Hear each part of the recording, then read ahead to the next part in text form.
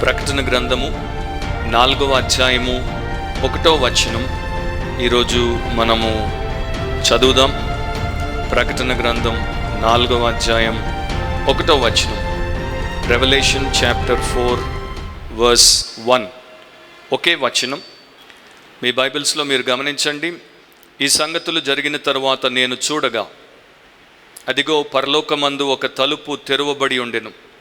మరియు నేను మొదట వినిన స్వరము బూరధ్వని వలె నాతో మాట్లాడగా వింటిని.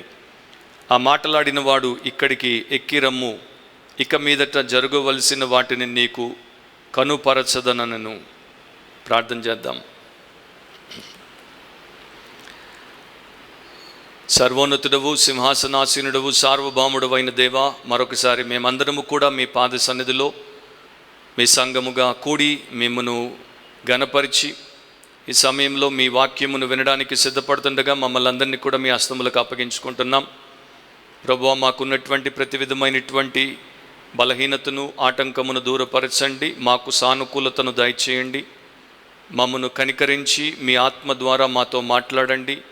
పరిశుద్ధాత్మ బోధ మేము వినుచుండగా వాక్యమును మాకు చూపించి, బోధించి, బలపరిచి జీవింప చేయమని ప్రార్థిస్తున్నాం.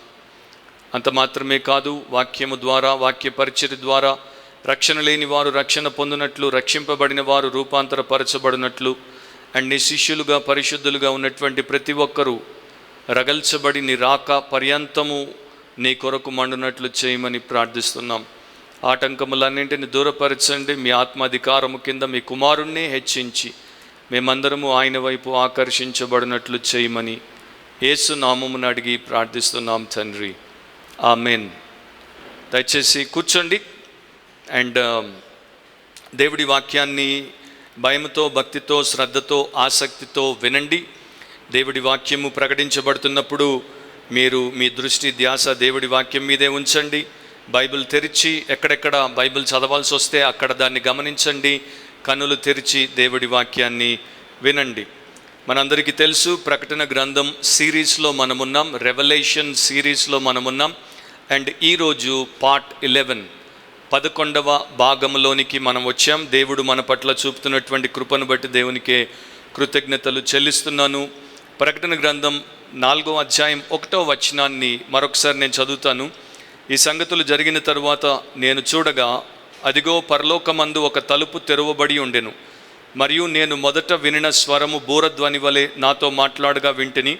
ఆ మాట్లాడిన వాడు, ఇక్కడికి ఎక్కి రమ్ము, ఇక మీదట జరగవలసిన వాటిని నీకు కనుపరచదనను. ఇక్కడ మనము గడిచిన వారాల్లో మొదటి అధ్యాయము, 2వ అధ్యాయము, 3వ అధ్యాయములను ధ్యానిస్తూ వచ్చాం. అయితే దేవుని యొక్క వాక్యంలో ఉన్నటువంటి ప్రతి విషయమును మనము ధ్యానించలేము. ఒక సమయంలో, 1 గంట, గంటన్నర సమయంలో మనము మన ముందున్నటువంటి పాఠ్యభాగంలో ఉన్నటువంటి సమస్తాన్ని ధ్యానించలేము. కాకపోతే ఆయా సమయాల్లో అదే భాగములను దేవుడు మన ఆశీర్వాదం కొరకు మనం మరలా దాని దగ్గరికి వచ్చి నేర్చుకోవడానికి, ఆ ప్రకారం దీవించబడ్డానికి వాడుకుంటాడు, సహాయము చేస్తాడు. ప్రకటన గ్రంథాన్ని మనం ఏం చేస్తున్నామంటే, ఆ 12 సంవత్సరాలు రక్తస్రావ రోగముతో బాధపడినటువంటి స్త్రీ యేసు ప్రభు దగ్గరలో ఉన్నప్పుడు ఆయన వస్త్రపు చెంగును ఏ రకంగా ముట్టుకుందో, ఆమె ఆ గార్మెంట్ యొక్క హెమ్ని, అంటే ఆ యొక్క బట్ట చివరి కొనాను ఏ రకంగా ముట్టుకుందో, ఆ రకంగానే మనం కూడా ప్రకటన గ్రంథం యొక్క ధ్యానాలను చేస్తున్నాం. అంటే చాలా బ్రీఫ్గా వాటి గుండా మనం వెళ్తున్నాం. కాకపోతే మనకు ప్రస్తుతం అవసరమైనటువంటి ప్రగాఢమైనటువంటి సత్యములను దేవుడు మనకు బయలుపరుస్తున్నాడు. మరి ఇప్పుడు 4వ అధ్యాయంలోనికి వచ్చాం. 4వ అధ్యాయంలోనికి వచ్చాము అంటే ఈ గ్రంథంలో 22 అధ్యాయాల్లో 3 భాగాలు ఉన్నాయని ప్రారంభంలో మొదటి ఇంట్రడక్షన్లో నేను చెప్పాను. సో 3 భాగాల్లో ఈ రోజున 4వ అధ్యాయంలోనికి మనం రావడం చేత 3వ భాగంలోనికి మనం వచ్చాం.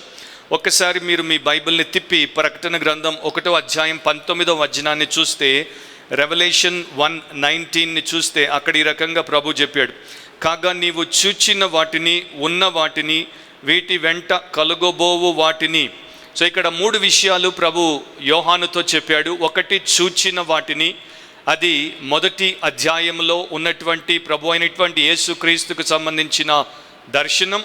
తరువాత ఉన్న వాటిని, అది 2-3 అధ్యాయాల్లో ఉన్నటువంటి 7 సంఘములకు సంబంధించినటువంటి సంగతులు. ఆ తరువాత వీటి వెంట కలుగబోవు వాటిని, ఇది ఇక 4వ అధ్యాయం నుండి 22వ అధ్యాయం వరకు ఈ గ్రంథమంతట్లో కూడా చివరి దాకా జరిగేటువంటి విషయములు, వాటి గురించి మనం చూస్తున్నాం. సో మొదటి 2 భాగాలు పూర్తి చేసుకున్నాం. ఇప్పుడు 3వ భాగంలోనికి ప్రవేశిస్తున్నాం.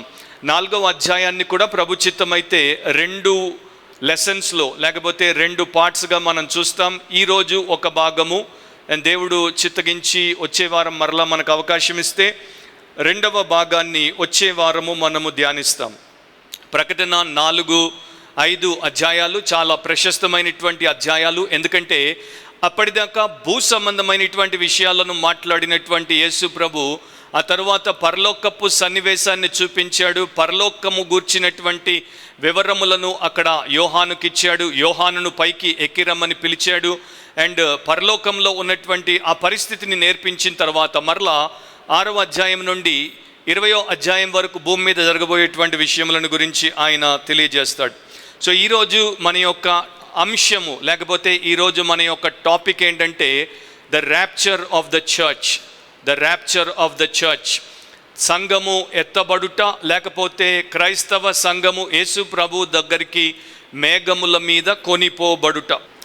గత కొన్ని వారాలుగా మనం 2-3 అధ్యాయాల్లో 7 సంఘాలకు ప్రభు పత్రికలు పంపినప్పుడు 5 సంఘాలకు చాలా ఘాటుగా ఆయన పత్రికలను పంపాడు.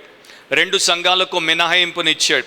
సో అక్కడ మనం చూసింది ఏంటంటే క్రైస్తవ సంఘము యేసుక్రీస్తు కోరుకున్నట్టు లేకపోవడం చేత యేసుక్రీస్తు ప్రభు దానికి శిరస్సుగా, దాని యొక్క శాసనకర్తగా, దాని నాయకుడిగా దానికి హెవీ బ్లోస్నిచ్చాడు. అంటే బలమైనటువంటి దెబ్బలుగా ఆయన దాన్ని కొట్టి దాన్ని బాగు చేసే ప్రయత్నం చేశాడు. ఇక 4వ అధ్యాయం ప్రారంభంలో అదే క్రైస్తవ సంఘానికి ప్రభు ఏం చేస్తాడంటే గొప్ప నిరీక్షణనిస్తాడు, శుభప్రదమైనటువంటి నిరీక్షణనిస్తాడు. So after heavy blows hope flows అని అంటాను నేను. అంటే బలంగా దేవుడు కొట్టిన తర్వాత దానికి కావలసినటువంటి నిరీక్షణను ఈ 4వ అధ్యాయం ప్రారంభం నుండి ప్రభు ఇస్తాడు. ఇక్కడ ఒక భక్తుడు చెప్పినట్లు 4:1లో ఒక డివైన్ డివిజన్ని మనం చూస్తాం. దేవుడే ఏర్పాటు చేసినటువంటి విభజన లేకపోతే విభాగాన్ని మనం చూస్తాము. ఇక్కడ మనము దీన్ని సరిగ్గా గ్రహించి అవగాహనలోనికి తెచ్చుకుంటే ఇక మిగతా ఉన్నటువంటి అధ్యాయాలన్నీ కూడా చివరి దాకా మనము ప్రకటన గ్రంథాన్ని సరైనటువంటి రీతిలోనే చూడగలుగుతాము. దాంట్లో ఉన్నటువంటి పాఠములను నేర్చుకుంటాం.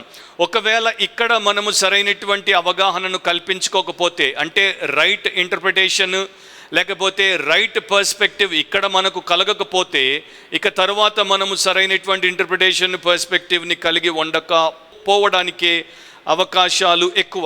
సో ఆయన అంటాడు, ఒకవేళ ఇక్కడ మనం తప్పితే then we will lose the key of understanding the rest of the book of revelation. So మిగతా భాగం అంతటిని కూడా గ్రహించడానికి కావలసినటువంటి తాళపు చెవిని మనము పోగొట్టుకుంటాం, దాన్ని గ్రహించకుండా పోతాం. సో ఇక్కడ ఈ సంగతులు జరిగిన తరువాత అని యోహాను భక్తుడు మాట్లాడుతున్నాడు. ఈ సంగతులు జరిగిన తరువాత అంటే ఏ సంగతులు జరిగిన తరువాత? 2-3 అధ్యాయాల్లో ఈ సంఘములకు ఇవ్వబడినటువంటి సంగతులన్నింటిని గురించి ఆయన పేర్కొంటున్నాడు. తరువాత నేను చూడగా అదిగో పరలోకమందు ఒక తలుపు తెరవబడి ఉండెను. మరలా తలుపు గురించి మనం చూస్తున్నాం. కాకపోతే ఇప్పటిదాకా భూమి మీద కనబడినటువంటి తలుపులు వేరు, ఇక ఇప్పుడు పరలోకంలో తలుపు కనబడుతోంది, అది వేరు. మనము రకరకాల తలుపుల గురించి ధ్యానించుకుంటూ వచ్చాం, దాంట్లోనికి నేను ఇప్పుడు వెళ్ళాల్సిన అవసరం లేదు. కానీ ఇప్పుడు భూ సంబంధులకు కాదు, కానీ ప్రభు సంబంధులకు పరలోకంలో ఉన్నటువంటి తలుపు తెరవబడింది. అండ్ ఇది చాలా గొప్ప గంభీరమైనటువంటి విషయం. మరియు నేను మొదట వినిన స్వరము బూరధ్వని వలె నాతో మాట్లాడగా వింటిని అని కూడా యోహాను భక్తుడు రాశాడు.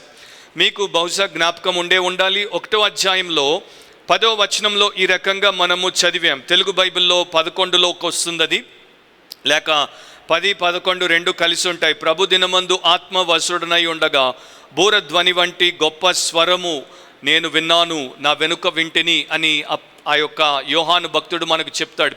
సో ఒక ట్రంపెట్ లాంటి వాయిస్ అన్నమాట, గంభీరమైనటువంటి స్వరమును ఆయన విన్నాడు.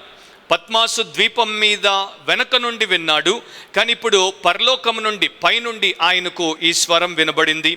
అండ్ ఈ స్వరం వినబడినప్పుడు ఆయన ఏం విన్నాడు? చాలా గొప్ప చక్కని శుభవార్తను ఆయన విన్నాడు. ఇక్కడికి ఎక్కి రమ్ము అని అతనితో మాట్లాడినటువంటి వాడు అతనికి చెప్పాడు.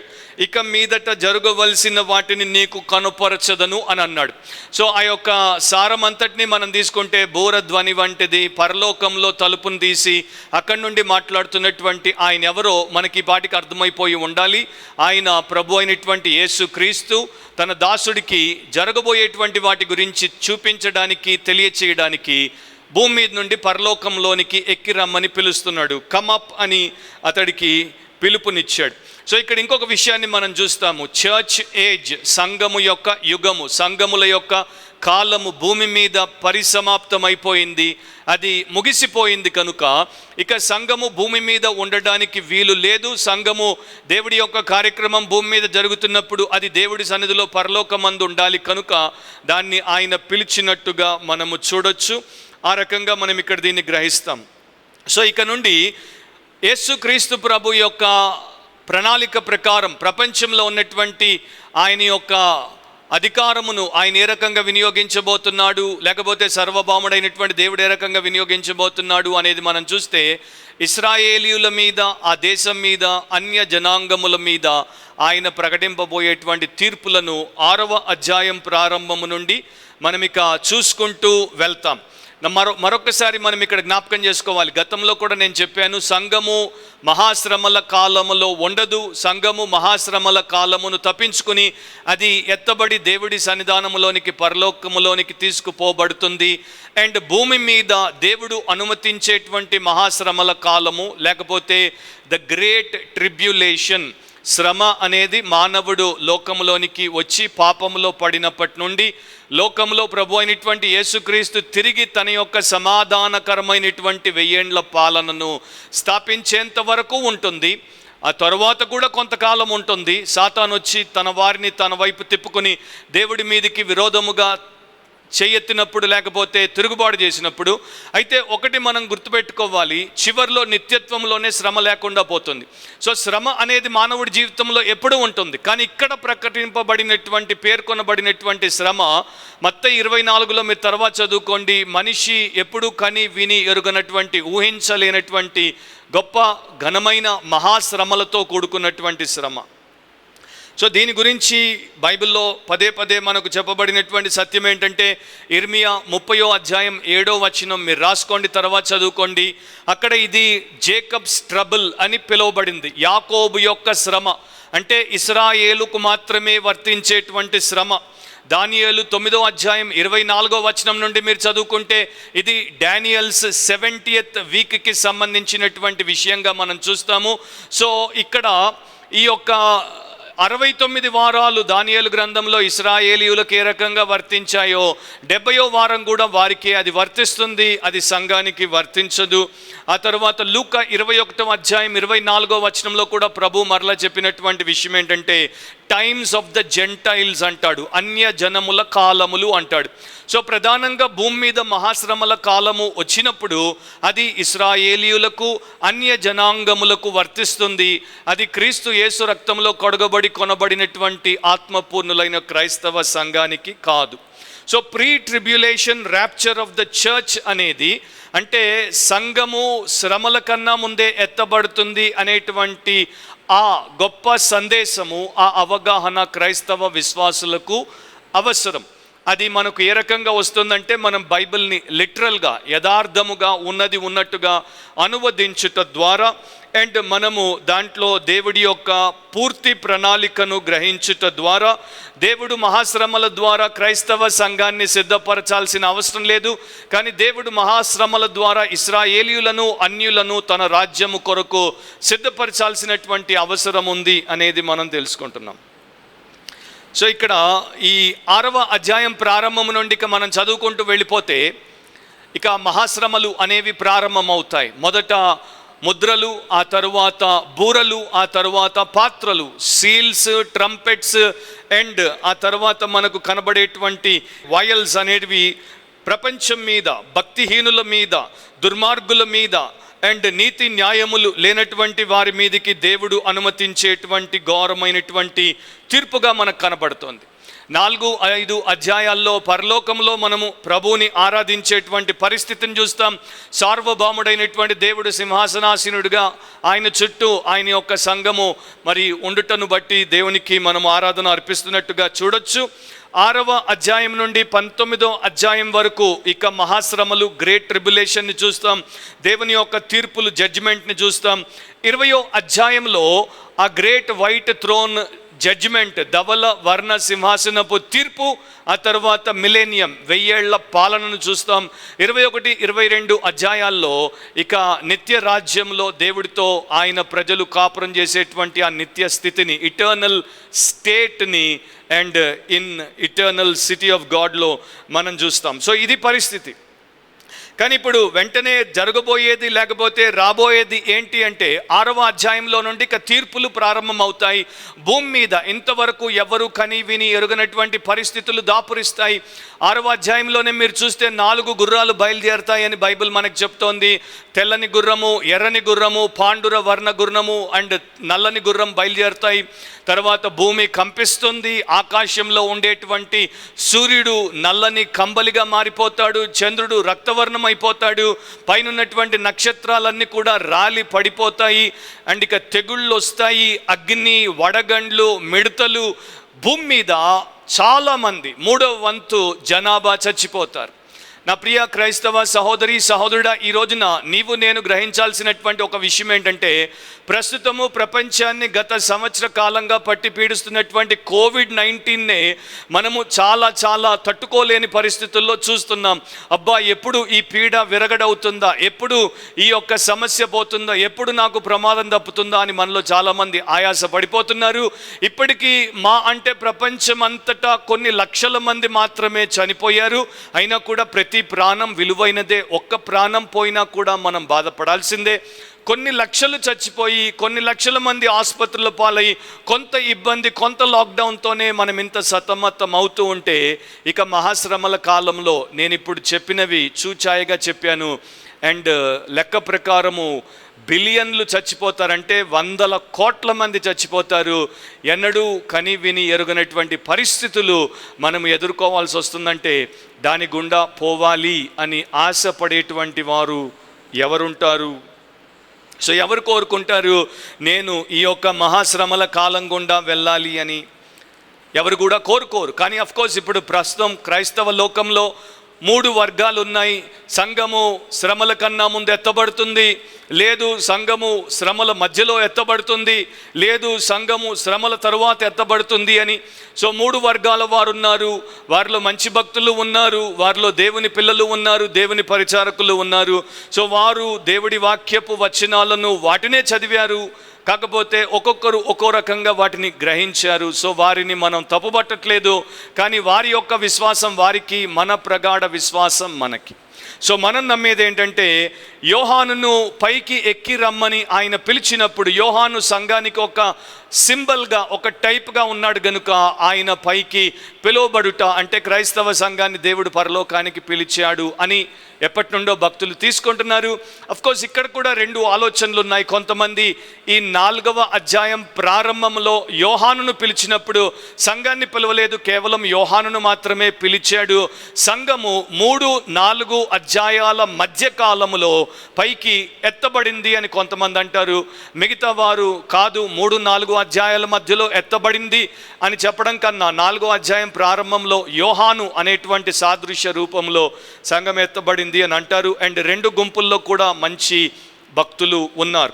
సో మనకి అక్కడ స్పష్టంగా ఇక్కడ అని చెప్పకపోయినా ఈ 4వ అధ్యాయం ప్రారంభంలోనే క్రైస్తవ సంఘం ప్రభు సన్నిధానంలోనికి ఎత్తబడింది, లేకపోతే మేఘముల మీద కొనిపోబడింది.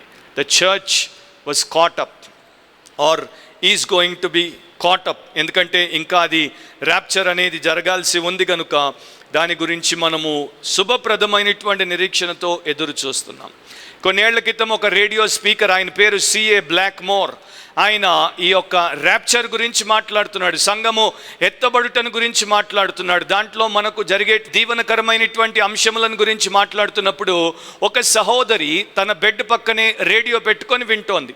ఆమె ఒక రోగి, 23 సంవత్సరాలు ఆమె మంచాన పడినటువంటి రోగి. సో ఆ రోజు ఈయన చెప్తున్నటువంటి ఈ శుభప్రదమైనటువంటి మాటలు వినగానే ఆమెకు ఎంతో ధైర్యం కలిగి ఆయనకు ఒక ఉత్తరం రాసింది. ఆ ఉత్తరంలో అంది, సంఘము ఎత్తబడినప్పుడు మీరు చెప్పినట్టుగా మన దేహము, మన యొక్క బలహీనమైనటువంటి దేహము మారి బలమైనటువంటి దేహము, మన మాలిన్యమైనటువంటి దేహం మారి మహిమ గలమైనటువంటి దేహాన్ని మనం పొందుకుంటామని బైబిల్ చెప్తోందని మీరు చెప్పారు కదా. మరి 23 ఏళ్లుగా నా దేహము నిండా జబ్బులతో మంచాన పడున్నాను, లేవలేని పరిస్థితుల్లో ఉన్నాను, నా దేహము, ఈ దేహము మారిపోతుందా అని అన్నప్పుడు ఆయన తిరిగి ఆమెకు ఉత్తరం రాశాడు. అవును నా ప్రియ సహోదరి, ఆ మహిమకరమైనటువంటి రోజున, అంటే ఆ యొక్క గ్లోరియస్ డేనా, ఆ రోజు ఎప్పుడో మనకు తెలియదు, కానీ అది వచ్చినప్పుడు యేసు తిరిగి వస్తాడు. వచ్చినప్పుడు ఆయన సంఘాన్ని పైకెత్తినప్పుడు నీవు నీ మంచము మీద నుండి ఆ యొక్క యవనములో నీకున్నటువంటి బలముతో ఎగిరి గంతేసినట్టు లేస్తావు, నీ రోగాలన్నీ మటుమాయమైపోతాయి, నీకు ఒక పర్ఫెక్ట్ గ్లోరిఫైడ్ బాడీని దేవుడిస్తాడు, ఆనందించు అండ్ దేవుడి కొరకు వెయిట్ చేయి అని చెప్పాడు. సో నా ప్రియ సహోదరి సహోదరులారా, ఈ రకమైనటువంటి బ్లెస్సెడ్ హోప్ క్రైస్టులో మనము కలిగి ఉన్నాము అన్నది మనల్ని ఏ పరిస్థితుల్లోనైనా కూడా నిలబెడుతుంది, దాన్ని నెగ్గేటట్టు చేస్తుంది. సో ఈరోజు నా యొక్క ఈ అంశము ద ర్యాప్చర్ ఆఫ్ ద చర్చ్లో 3 సత్యాలు నేను వీలైనంత క్లుప్తంగా మీ ముందు పెడతాను. సో దట్ మీకు ఒక అండర్స్టాండింగ్, మీకు ఒక అవగాహన కల్పించడానికి అది ఉపయోగపడుతుందని నేను నమ్ముతున్నాను. ర్యాప్చర్ గురించి చాలా రకాలుగా మనం చెప్పచ్చు. మనము 7 మెసేజ్లు ఇవ్వచ్చు, లేకపోతే 12 మెసేజ్లు ఇవ్వచ్చు. ఆయా సమయాల్లో దేవుడు మనకి ఇచ్చినటువంటి ఆధిక్యతను బట్టి మనం చూద్దాము. కానీ ఈ రోజున మాత్రము ఆ యొక్క బేసిక్స్ నేను మీతో చెప్పి ప్రార్థన చేస్తాను. మొట్టమొదటిది ఏంటంటే the truth of the rapture. The truth of the rapture, సంఘము మేఘముల మీద ప్రభు అయిన యేసు యొద్దకు కొనిపోబడుట, లేకపోతే సింపుల్గా క్రైస్తవ లోకంలో తెలుగువారు అంటుంటారు సంఘము ఎత్తబడుట. సో ఇది నిజము, ఇది సత్యము, ఇది వాస్తవము. బైబిల్లో అనేక అంశాల గురించి వివిధ రకాలైనటువంటి ఇంటర్ప్రిటేషన్స్, అంటే వ్యాఖ్యానాలు ఏ రకంగా ఉన్నాయో, వివిధ రకాలుగా దాని అండర్స్టాండింగ్స్, దాన్ని అర్థం చేసుకోవడము, వివిధ రకాలైనటువంటి టీచింగ్స్, బోధలు ఏ రకంగా ఉన్నాయో, అదే ప్రకారము గడిచిన 150 సంవత్సరాలుగా ఈ యొక్క ఎస్కెటాలజీ, అంటే చివరి విషయముల గురించి, లాస్ట్ థింగ్స్కి సంబంధించి మరి రకరకాలైనటువంటి బోధలు వస్తున్నాయి. దాంట్లో ప్రధానంగా ర్యాప్చర్ అనేటువంటి ఈ అంశము గురించి కూడా చాలా రకాలైనటువంటి బోధలు ప్రపంచంలోనికి వచ్చాయి. అండ్ కొంతమంది, ఒక వర్గం వారు ర్యాప్చర్ అనేది, సీక్రెట్ ర్యాప్చర్ అనేది పచ్చి అబద్ధము, మోసము, కుట్ర, అది బైబిల్ బోధ కాదు అని అంటారు. అది వారి యొక్క అభిప్రాయము, దేవుడి వాక్యము చెప్పేటువంటి సత్యము కాదు. సో దాని గురించి మనం పక్కన పెట్టేస్తే, మరికొంతమంది ఈ మధ్య కాలంలో, అంటే లాస్ట్ 40 ఇయర్స్లో 1970s నుండి ఈ యొక్క డాక్ట్రిన్ మీద దాడి చేయడం ప్రారంభించారు. వారు ఏమంటారంటే ఇది 1840s 1850స్లో జాన్ నెల్సన్ డార్బీ అనేటువంటి ఒక ప్లిమత్ బ్రదరన్ హెడ్, లేకపోతే లీడర్ ప్రారంభించి ప్రచారం చేసినటువంటి తప్పుడు బోధ, అంతకు మునుపు సంఘంలో ఎన్నడూ కనుబడినటువంటి బోధ, చరిత్రలో ఎవ్వరు దీని గురించి మాట్లాడినటువంటి బోధ. ఈ జాన్ నెల్సన్ డార్బీ కూడా ఒక మతి భ్రమించినటువంటి స్త్రీ ఒక కూడికలో ఏదో వాగితే అది విని దాన్ని ఆయన మరి మనందరికీ ప్రచారం చేశాడు అని తీసుకుని వచ్చారు. సో ఆ స్త్రీ పేరు మార్గరెట్. సో ఈ రకంగా దీన్ని తీసుకుని వచ్చారు. తీసుకుని వచ్చి ఇది 150 సంవత్సరాల క్రితం వచ్చినటువంటి కొత్త బోధ, ఇది క్రీస్తు బోధ కాదు అని కొట్టిపారేసేటువంటి ప్రయత్నం చేశారు.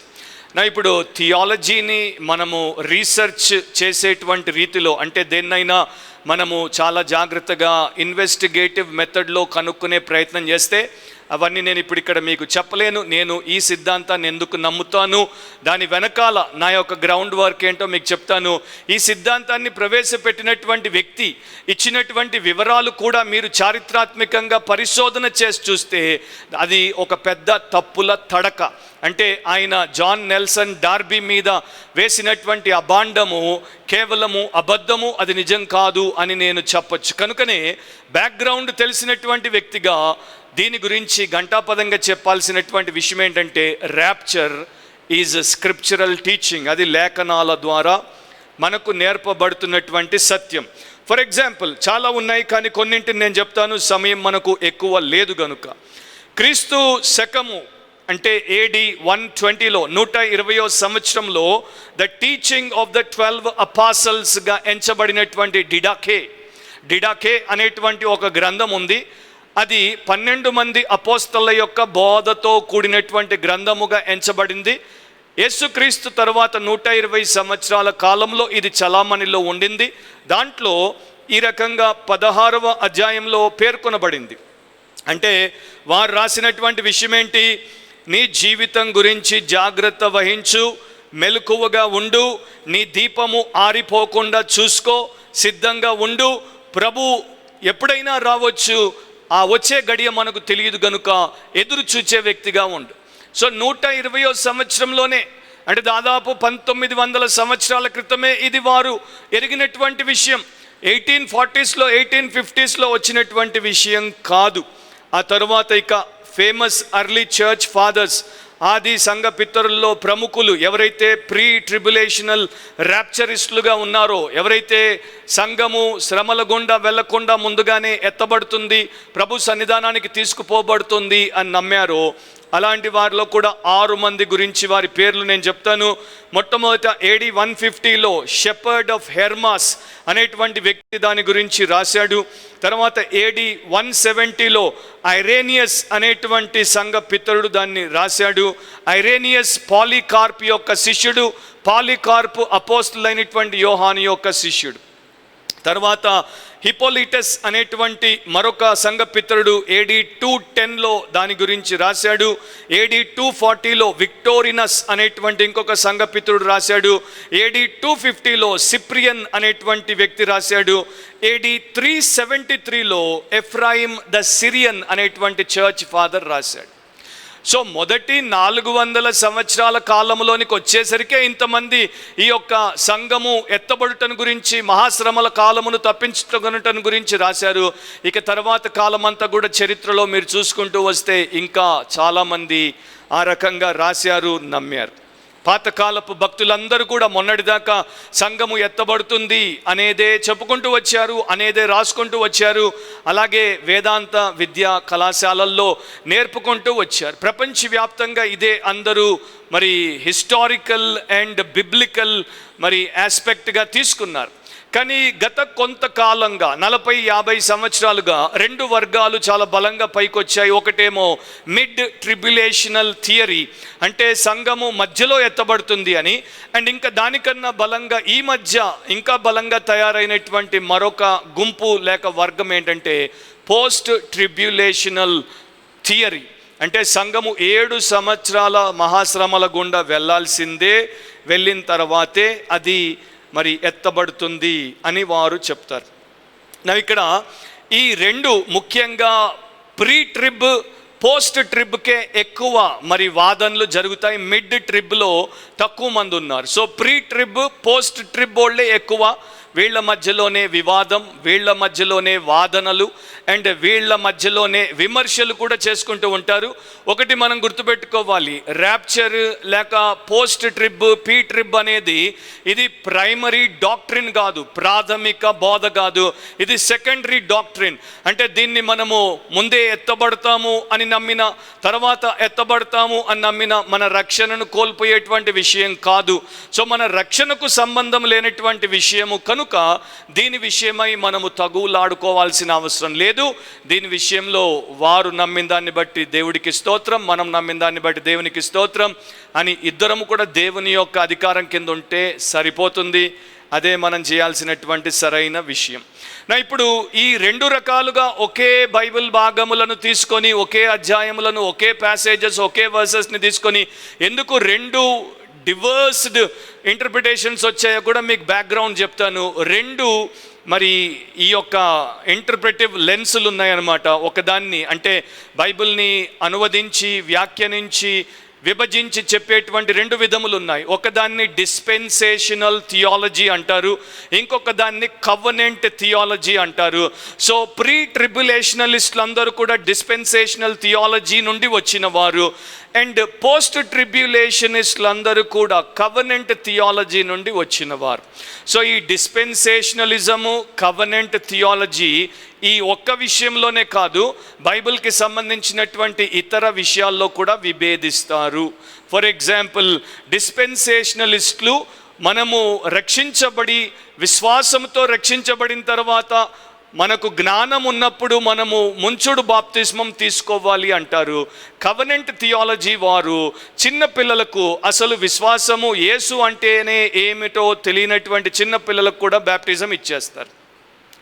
ఇప్పుడు ప్రపంచ స్థాయి థియోలోజియన్స్లో ఈ గుంపులో ఎవరున్నారు, ఈ గుంపులో ఎవరున్నారు, చాలామంది ఉన్నారు. మనందరికీ తెలిసినటువంటి రెండు పేర్లు చెప్తాను. డిస్పెన్సేషనలిజంలో జాన్ మెకార్థర్ జూనియర్ ఉన్నాడు, కవనెంట్ థియాలజీలో ఆర్సి స్ప్రౌల్ ఉన్నాడు.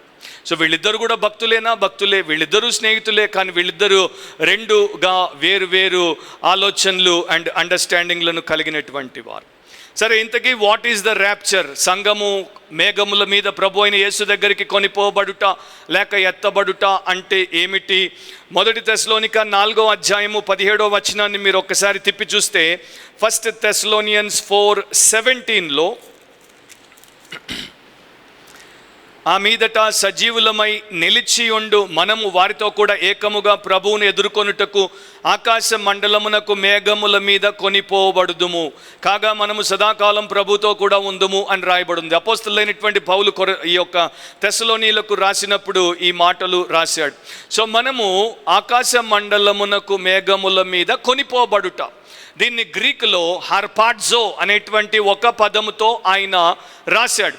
ఇంగ్లీష్లో కాటప్ అనేటువంటి రెండు పదాలు ఉంటాయి, కానీ గ్రీకులో హర్పాడ్జో అనేటువంటి పదం.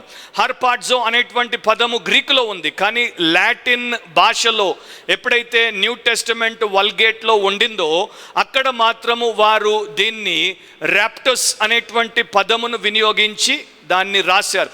సో ర్యాప్టస్ అనేటువంటి పదము, లేకపోతే ఇంకో రకంగా ర్యాపియర్ అనేటువంటి పదములలో నుండే ఇంగ్లీష్లోనికి ర్యాప్చర్ అని వచ్చింది. గ్రీకులో దాన్నే హర్పాడ్జో అని అంటారు. హర్పాడ్జో అంటే కాటప్, పట్టుకొని ఎత్తబడుట, లేకపోతే టు స్నాచ్ అప్, దాన్ని అలా పట్టుకొని తీసుకొని పోవుట, లేకపోతే బలమును ఉపయోగించి పెరుక్కొని పోవుట ఆరు ఎగరేసుకొని పోవుట అని రకరకాలుగా అర్థాలను మనము చూడొచ్చు.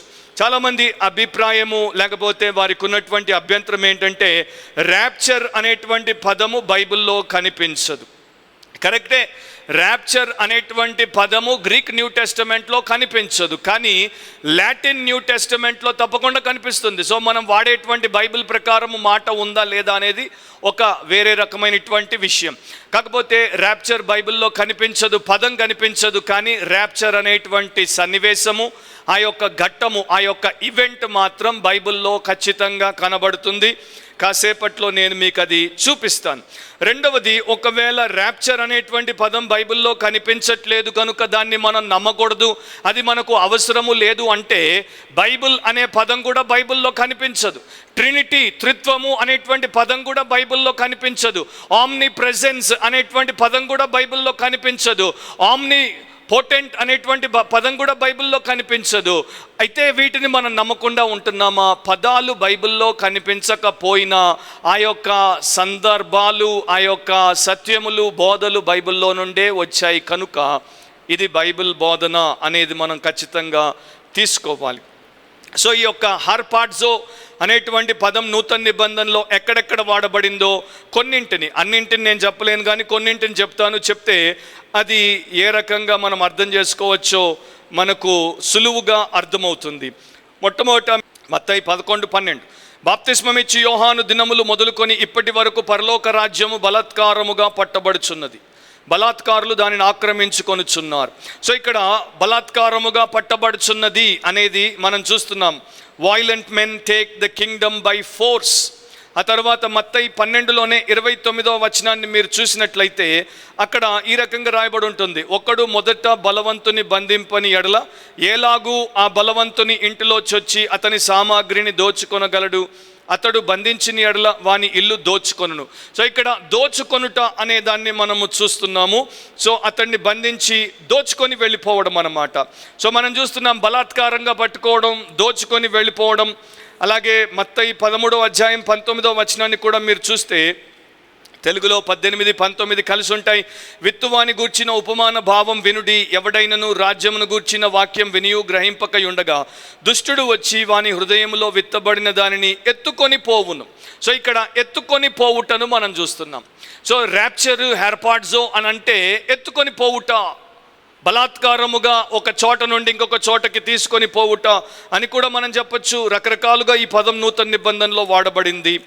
యోహాను సువార్త 6:15 వచనాన్ని మీరు ఒకవేళ చూస్తే, యోహాను 6:15, రాజుగా చేయుటకు వారు వచ్చి తన్ను అంటే యేసును బలవంతముగా పట్టుకొనబోచున్నారని యేసు ఎరిగి మరలా కొండకు ఒంటరిగా వెళ్ళిపోయాడు. సో ఇక్కడ బలవంతముగా అనేటువంటి పదము హార్పాడ్జో అనేటువంటి పదం అన్నమాట. అపోస్తలుల కార్యములు 8:39 వచనాన్ని మీరు గమనిస్తే ఇక్కడ వారు నీళ్ళలో నుండి వెడలి వచ్చినప్పుడు ప్రభు ఆత్మ ఫిలిప్పును కొనిపోయాను. సో ఇక్కడ ప్రభువు యొక్క ఆత్మ ఫిలిప్పును కొనిపోయాడు. ఏ రకంగా అతన్ని ఎత్తుకెళ్ళిపోయాడో ఆ రకంగా ఒకరు ఎత్తుకొని పోబడుట. 2 కొరింథీ 12 కూడా మీరు ఒకసారి గమనిస్తే అక్కడ 2వ వచనం, క్రీస్తునందున్న ఒక మనుషుని నేను ఎరుగుదును, అతడు 14 సంవత్సరముల క్రిందట 3వ ఆకాశమునకు కొనిపోబడెను. అతడు శరీరముతో కొనిపోబడినో నేను ఎరుగను, శరీరము లేక కొనిపోబడినో నేను ఎరుగను, అది దేవునికే తెలియను. సో పరలోకానికి కొనిపోబడ్డాడు. సో ఇక్కడ కూడా హార్పాడ్జో అనేటువంటి పదాన్ని మనం చూస్తాం. మరలా ప్రకటన గ్రంథం 12:5 వచనాన్ని కూడా మీరు గమనించినట్లయితే అక్కడ కూడా ఉంటుంది, ఆమె ఒక శిశువును కన్నది, ఆమె శిశువు దేవుని యొద్దకును ఆయన సింహాసనము వద్దకును కొనిపోబడిను. సో ఇదంతా కూడా హార్పాడ్జో అనేటువంటి పదము ఏ రకంగా న్యూ టెస్టమెంట్లో వాడబడిందో మనకు చూపించబడుతుంది. సో ఒక రకంగా దీని యొక్క అర్థాన్ని చెప్పాలంటే విలియం మౌన్స్ అనేటువంటి స్కాలర్ గ్రీకులోని హార్పాడ్జోకి రకంగా చెప్తాడు, God's activity in physically and miraculously transporting people from one place to another. ఒక స్థలము నుండి, ఒక ప్రాంతము నుండి ఇంకొక ప్రాంతానికి అద్భుతమైనటువంటి రీతిలో శరీరానుసారంగా దేవుడు తన ప్రజలను తీసుకొని పోవుట, దాన్ని హార్పాడ్జో అని అనొచ్చు అని ఆయన అంటాడు. ఇప్పుడు పాత నిబంధనలో కూడా దీని యొక్క సాదృశ్యాలు మనకు కనబడతాయా? తప్పకుండా కనబడతాయి. ఆయా సమయాల్లో దేవుడు తన ప్రజల్ని ఆ రకంగా కొనిపోయాడు. మీరు తర్వాత రాసుకొని చదువుకోండి. ఆదికాండం 5:24 వచనంలో హానోకు దేవునితో నడిచాడు, ఆ తర్వాత అతడు లేకపోయాను, అతన్ని దేవుడు కొనిపోయాడు, పరలోకానికి కొనిపోయాడు. తర్వాత మీరు రాజులు 2వ అధ్యాయం 11వ వచనాన్ని చదువుకుంటే అక్కడ ఏలియాను అగ్ని రథముల మీద దేవుడు మరి భూమి మీద నుండి పరలోకానికి కొనిపోయాడు. సో ఇక్కడ కూడా మనము ట్రాన్స్లేషన్ లేకపోతే ట్రాన్స్పోర్ట్ అవ్వడం అనేది చూస్తున్నాం. మరి ఇక్కడ ఫిలిప్పు ఏ రకంగా అజోటస్ అనేటువంటి స్థలములో నుండి ఆత్మ వచ్చి అతన్ని ఎగరేసుకొని పోతే, ఎత్తుకొని వెళ్ళిపోతే ఆ రకంగా మాయమైపోయాడో, ఆ రకంగానే హార్పాడ్జోలో క్రైస్తవ సంఘాన్ని యేసుక్రీస్తు మధ్యాకాశంలోనికి వచ్చినప్పుడు ఆయన పిలవగానే ఆయన దాన్ని కొనిపోతాడు, ఎత్తుకొని పోతాడు, దాన్ని భూమి మీద నుండి బలముగా తన బలముతో పైకి కొనిపోతాడు అనేటువంటి అర్థం. సో మనకు ఒక సింపుల్ ఎగ్జాంపుల్ చెప్పాలంటే, మీరు ఒక బలమైనటువంటి మ్యాగ్నెట్ని తీసుకోండి. నేల మీద ఉన్నటువంటి పదార్థాలు, అక్కడ మట్టి ఉంది, రాళ్ళు ఉన్నాయి, దాంట్లో ఐరన్ అంటే ఇనుము ఉంది, జింక్ ఉంది, లెడ్ ఉంది, దాంట్లో మీరు కొంత సిల్వర్ వేయండి, గోల్డ్ వేయండి, అన్నింటినీ వేయండి. వేసిన తర్వాత ఆ యొక్క బలమైనటువంటి ఎలక్ట్రోమాగ్నెట్ని దాని మీద నుండి తీసుకెళ్ళండి. కేవలము అక్కడ ఉన్నటువంటి ఐరన్ పార్టికల్స్ మాత్రమే, అంటే ఇనుప పదార్థములు మాత్రమే పైకి ఎగిరి దానికి అతుక్కుంటాయి. బంగారం అతుక్కోదు, వెండి అతుక్కోదు, జింక్ అతుక్కోదు, టిన్ అతుక్కోదు, లెడ్ అతుక్కోదు, మట్టి అతుక్కోదు. కారణం ఏంటంటే ఈ రెండింటికి ఒకే రకమైనటువంటి గుణ లక్షణం ఉంది, క్యారెక్టరిస్టిక్ ఉంది. దీంట్లో ఒకే తత్వం ఉంది కనుక ఒకటి వైపు ఒకటి ఆకర్షించబడ్డాయి. క్రైస్తవ సంఘమును యేసు ప్రభు తన రక్తమిచ్చి సంపాదించాడు, దాన్ని ఆత్మతో నింపి ముద్రించుకున్నాడు, దాన్ని తన దేహం అన్నాడు, తన వధువు అన్నాడు, తన యొక్క ఆలయం అన్నాడు. కనుక ఆయన మధ్యాకాశంలోనికి వచ్చినప్పుడు ఇక నిజమైన క్రైస్తవ సంఘం భూమి మీద నుండి ఎత్తబడితే ఆయన వైపు ఆకర్షితం అవుతుంది, ఆయనతో అది పరలోకానికి తీసుకుపోబడుతుంది. కనుకనే ఇది ఒక బైబిల్లో నేర్పబడినటువంటి సత్యం. అందరూ ఎత్తబడతారా? ఎత్తబడరు. రక్షణ లేనటువంటి వారు ఎత్తబడరు. నీవు క్రైస్తవ కుటుంబంలో పుట్టుండొచ్చు, సండే స్కూల్లో పెరుగుండొచ్చు, యూత్ ఫెలోషిప్లో పార్టిసిపేట్ చేసి ఉండొచ్చు, నీవు పాస్టర్ బిడ్డవై ఉండొచ్చు, బిషప్ మనవడివై ఉండొచ్చు, నీవు 10 చర్చ్ బిల్డింగులు కట్టి ఉండొచ్చు, నీవు చర్చిలో మెంబర్షిప్ తీసుకుని ఉండొచ్చు, బ్యాప్టిజం కూడా తీసుకుని ఉండొచ్చు. కానీ నీవు యేసునందు విశ్వాసం ఉంచి పాపం ఒప్పుకొని పశ్చాత్తాపడి ప్రాయశ్చిత్తం చేసుకుని ఆయన ద్వారా రక్షించబడకుండా, క్రొత్త జన్మ అనుభవంలోనికి రాకుండా, ఆయన ఆత్మతో ముద్రింపబడకుండా ఉన్నట్లయితే, నీ పేరు జీవ గ్రంథంలో రాయబడకపోతే నీవు మాత్రం ఎట్టి పరిస్థితుల్లో సంఘం ఎత్తబడినప్పుడు ఎత్తబడవు.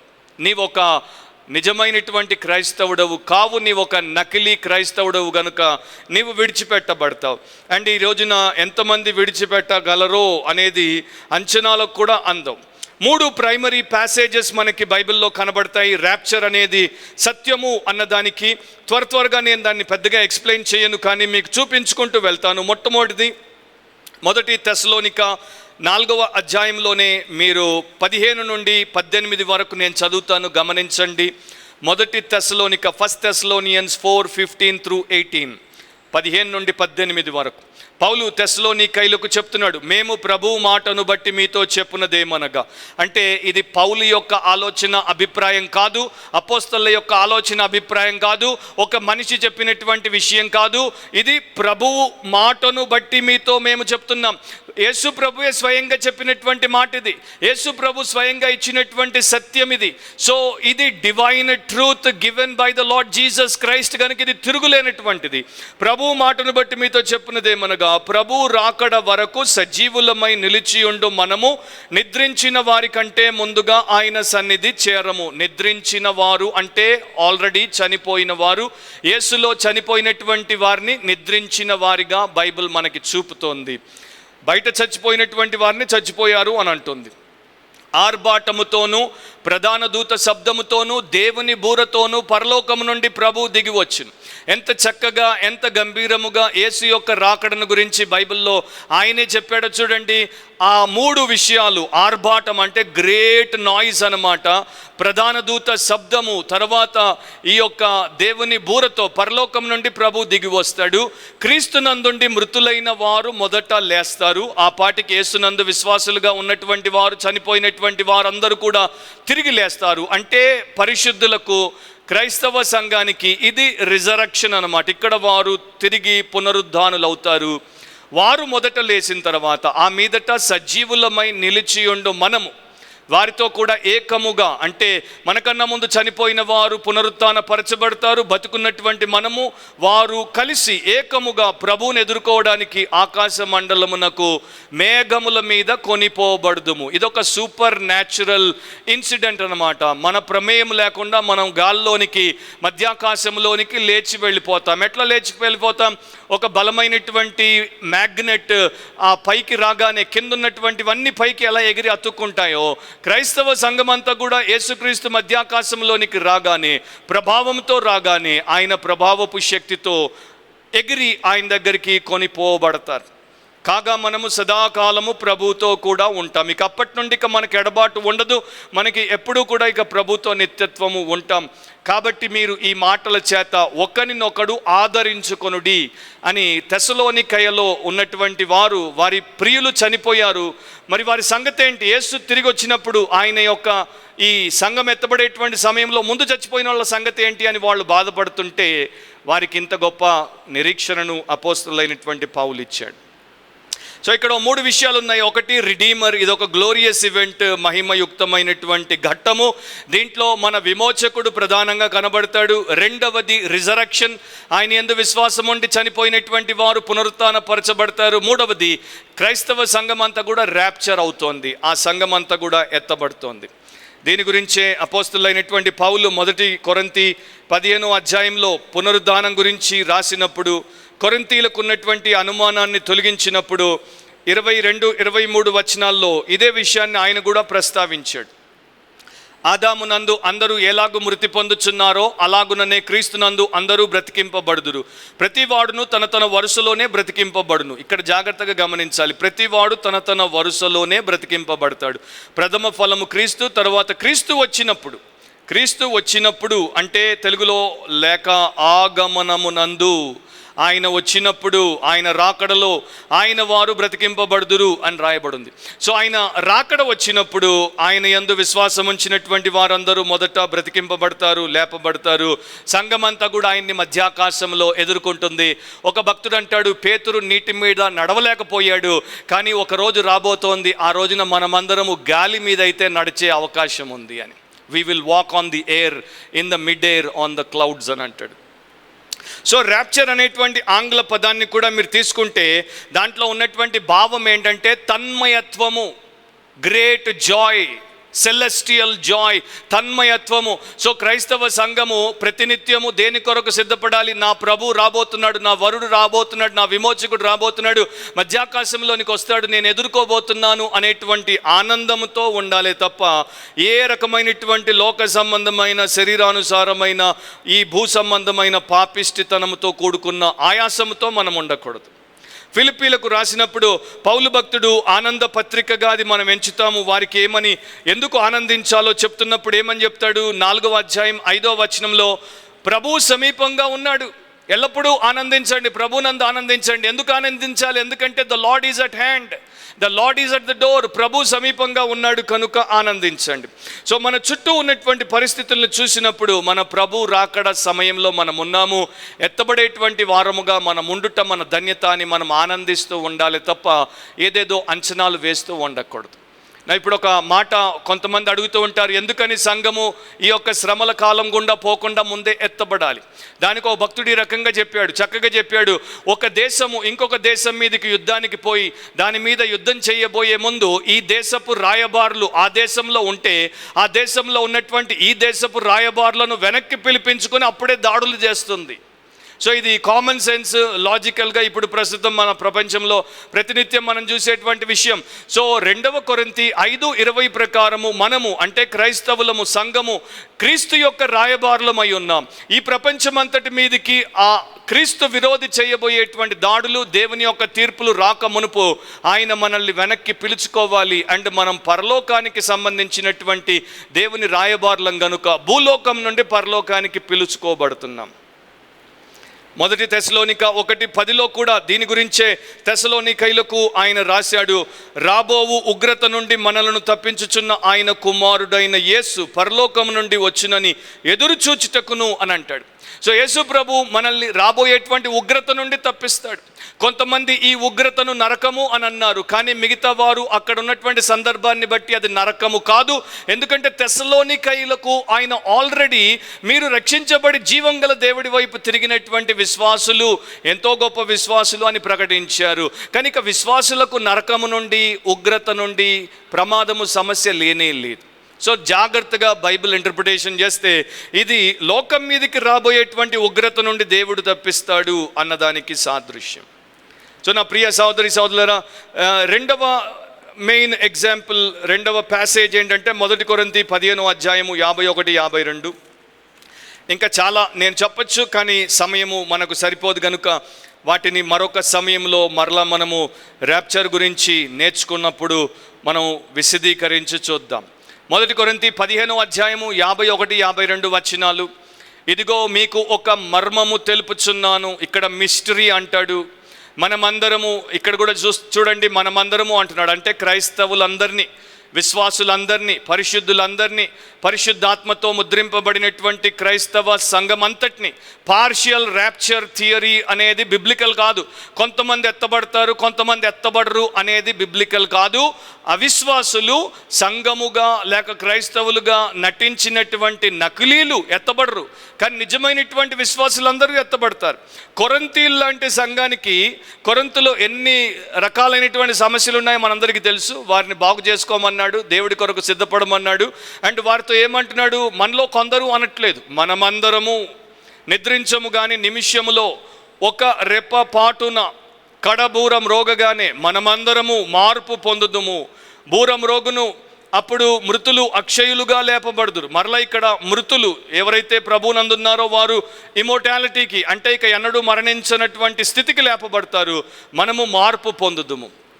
సో ప్రతి పదము, ప్రతి వచనము ఎంత గంభీరముగా గొప్ప నిరీక్షణను, ఆనందదాయకమైనటువంటి ఎదురు చూసేటువంటి పరిస్థితిని విశ్వాసులకు కల్పిస్తుందో నేను మీకు ప్రత్యేకించి చెప్పాల్సినటువంటి అవసరము లేదు. ఇక్కడ రెప్పపాటు సమయములో లేకపోతే ఒక్క నిమిషములో, నిమిషము అని తెలుగులో రాయబడింది కానీ అక్కడ గ్రీక్లో యాటమాస్ అనేటువంటి దాంట్లో నుండే మనకి ఇంగ్లీష్లోనికి యాటమ్ అనేటువంటి పదం వచ్చింది. యాటమ్ అంటే దాన్ని మనం విభజించలేము. సో అంత తక్కువ అన్నమాట. అండ్ రెప్పపాటు సమయము, దానికి శాస్త్రవేత్తలు ఏమంటారంటే 1/1100th of a second. ఒక్క సెకండ్లో, మరి ఒక తెలుగులో ఎట్లా చెప్పాలో నాకు తెలియదు, 1/1100th of a second. So అంత తక్కువ టైంలో, ట్వింక్లింగ్ ఆఫ్ ఎన్ ఐ, అంత తక్కువ సమయంలో మనం మార్పు పొందుతామంట. ఈ ఒక దేహమంతా కూడా, ఈ మలినమైన, ఈ రోగగ్రస్తమైన, పాపభూయిష్టమైనటువంటి దేహము మహిమ దేహముగా, పవిత్రమైన దేహముగా, ఆరోగ్యకరమైనటువంటి నిత్యత్వములో నిలబడేటువంటి దేహంగా మారిపోతుంది. ఇప్పుడు మీరు ఆలోచించండి, ఒక క్యాటర్ పిల్లర్ బటర్ఫ్లైగా మారడానికి ఎంత కాలం పడుతుందో, ఒక జీవి ఇంకో రకంగా పరిణామం చెందడానికి ఎంత టైం పడుతుందో, కానీ ఈ గ్లోరియస్ ఈవెంట్లో, ర్యాప్చర్ టైంలో మనము ఆ రకంగా మారిపోతాం.